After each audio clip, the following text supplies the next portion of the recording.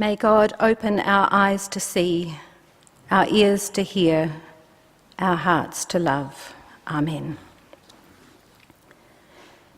So today is the first Sunday in the season of Advent. 4 more Sundays and then it will be Christmas Day. But Christmas is already happening in the world around us. Increasingly, people have their Christmas parties in November in order to avoid the Christmas rush in December. The city of Sydney already has its beautiful Christmas banners up, and the shops are decorated with lights and tinsel and trees. I'm grateful that I have yet to hear any Christmas carol music, but I'm sure that it won't be far away. I have been avoiding Westfield Mall intentionally. But in a culture that starts decorating for Christmas sometimes as early as October, Advent is a practice that is profoundly countercultural. The word Advent comes from the Latin word adventus, which means coming or visit. In this season of Advent, we keep in mind 2 Advents. The first in the stories of the birth of Jesus of Nazareth that are found in Matthew and Luke's Gospels. And the second Advent, the coming reign of God, when the conflict and division of the world will be transformed into love and justice and peace. This second coming seems as far off this year as ever. And with some of the things that are happening in global politics, it feels beyond even our dreams. For some of our community, the realities that we face in our personal lives or in the lives of our family and friends also make it terribly hard to hold on to hope. As we dwell in this Advent, as we enter this time, we recognise the uncertainty of the global situation caused by the recent American presidential election. We pay attention to a world where violence continues unabated in Syria, Pakistan, Afghanistan, Somalia, Iraq and other places. This is our world where the talk of terrorism is accompanied by demonisation of an entire community of Australians, as generations of Lebanese Muslims have been stigmatised as an immigration mistake.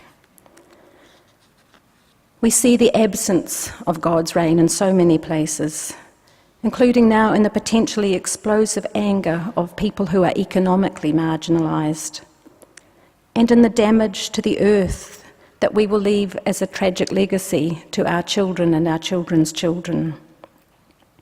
Superstorms, floods and droughts, receding glaciers, vast islands of plastic floating on our oceans, animal species facing extinction. This is not the new earth for which we hope, for which we dream. On the Sundays in Advent, we light the candles of our Advent wreath. Purple for hope, purple for peace, pink for joy, and purple for love.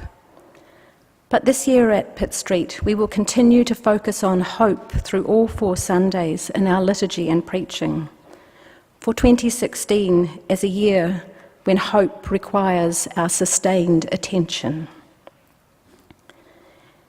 Even though the subject of Advent is future-focused, the one for whom we wait, the world reborn for which we wait, paradoxically, Advent is a time to pause and to dwell in the eternal present.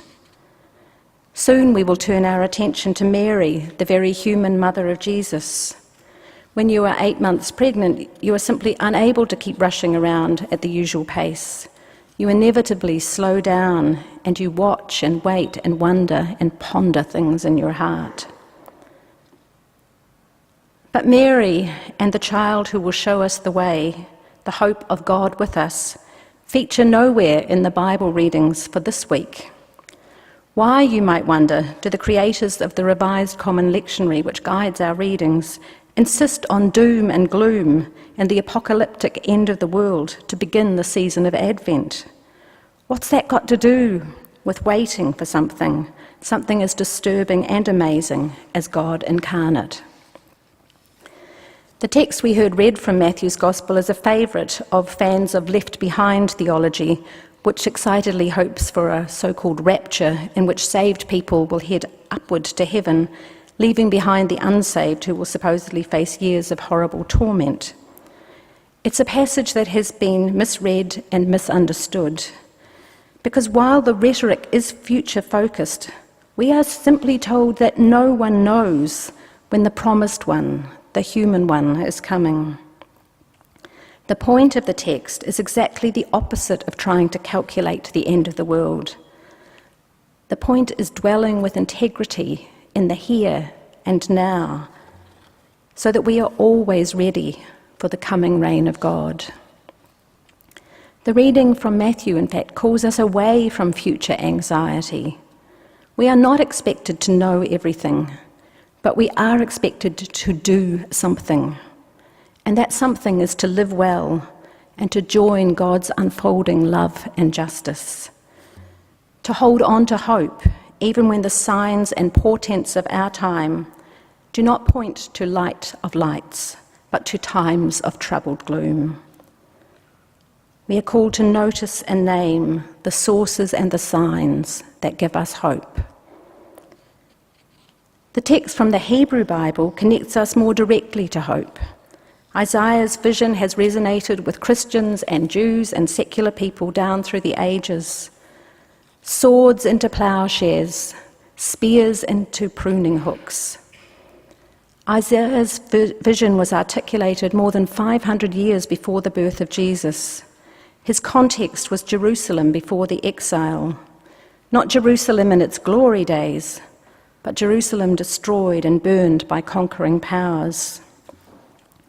Amid violence and destruction, Isaiah called the people to trust in the promises of the Holy One. The Holy One more powerful than any army. He called them to hold on to a hope for the future vastly different than the ruin that lay before them. Isaiah's words are graceful and evocative. His vision of the weapons of war transformed into tools of agriculture has captured human imagination and encouraged peacemakers for millennia. His words are engraved on a wall near the United Nations headquarters in New York City, inspiring people of many nations to find a way through to human and planetary community marked by justice and peace. So today we hear these words from Isaiah, not only in a time mired in conflict and contention, anxiety and war, but in the season of Advent. Walter Brueggemann describes Advent as an abrupt disruption in our ordinary time, an utterly new year, new time, new life. Despite what is, despite what we fear might be, we are invited to step forward into a new time, to begin a season of hoping and waiting for a dream. Brueggemann goes on, Advent invites us to awaken from our numbed endurance and our domesticated expectations, to consider our life afresh in light of new gifts that God is about to give. At the beginning of a new church year, we remember divine presence and set our hearts on a world renewed. But remember that Isaiah's graceful vision is clear about our part in God's dream. There is work for us to do in reshaping the instruments of war, violence and destruction into instruments of peace and provision for all. Have our expectations of such wonders become domesticated? Are we simply enduring the conditions around us, feeling too numb to hope for change? Advent is not just for our global political economy, for an end to the violence of wars. It is also a hope for us in our interactions with the people we encounter in our everyday lives, including our closest family and friends. It's so easy for human hearts to grow entangled with small-scale resentments or even bitter hatreds born of frustration and disillusionment. We find it hard to move through times of discouragement or even injustice without hardening our hearts and resisting healing and peace. Haven't we often beat our personal and communal pruning hooks into spears to protect our own territory? Isaiah's promise that there will be a time when God's way will shape how we live is a promise to us as individuals and a promise to the nations, moving toward the light of peace. Advent recalls us not just to the long view, but to the practical everyday steps that must be taken by God's people, making peacemaking a priority in our everyday lives.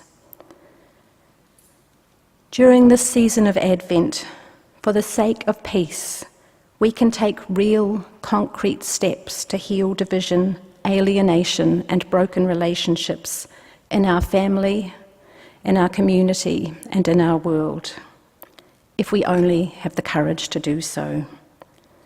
Beginning with just one step, one relationship, perhaps one apology, an offer of peace, one hand outstretched to a person of another race or religion, we need to believe that we can be part of God's dream. Through such small acts, through such healing, we will touch hope. We will touch hope, if not necessarily comfort, in the waiting of Advent.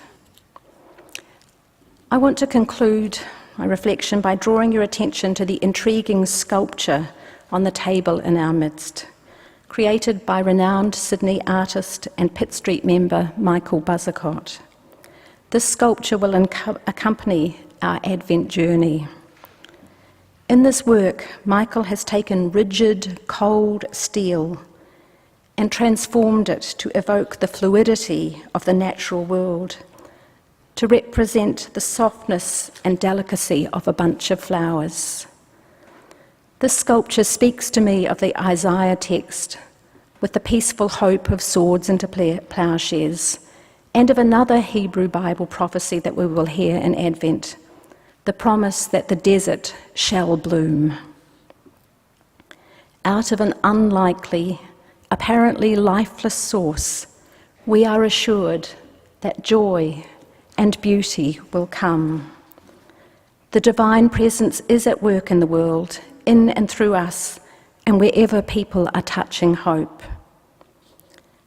We live now, though, in the meantime. How we live is up to us. So I want to leave you with the inspiring, hopeful words of preacher and writer Barbara Brown Taylor. Every morning when you wake up, decide to live the life God has given you to live right now.